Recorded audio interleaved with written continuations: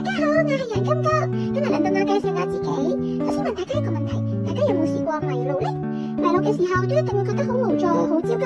我曾經都唔知道人生應該要點樣過㗎。課室裏面嘅一張台啦，一支粉筆都有目的先會存在喺嗰度。咁我嘅人生到底有咩意義呢？我都因此覺得好迷失，就好似迷咗路一樣啊。然而要幫助迷路嘅我好唔容易。歧路茫人嘅成語典故當中提到，有個人走失咗一隻羊，但因為岔路太多啦，所以就算拜託好多人分頭尋找，都依然空手而回，唔知羊去咗邊度。之後呢個字就用嚟比喻是你繁雜多變，求道者就誤入咗歧途而終無所成。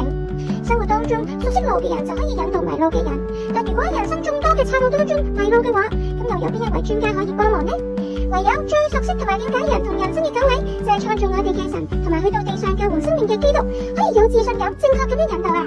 我都係全靠呢一位牧羊人，真正返到去正確嘅路上，主意住真實嘅愛同埋真理，確實教導我人生意義，係最好嘅牧人啊！亦都如彼得前書2章25節所言，你哋從前好似迷路嘅羊，如今卻歸到你哋靈魂嘅牧人監督啦。而揾到咗我之後，主都會覺得好開心，為我舉辦筵席啊！路加福音15章47節講到，即使係100隻人當中一隻迷路嘅人，喺主眼中都係非常重要，絕對唔會遺忘任何一隻噶。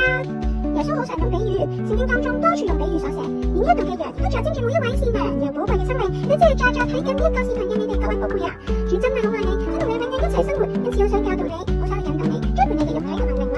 你哋都同我楊金哥一齊繼續學習，成為快樂咁跟隨主腳步嘅人品啊！咁點解我係金哥呢？下一次再話俾你聽，下次再見，拜拜。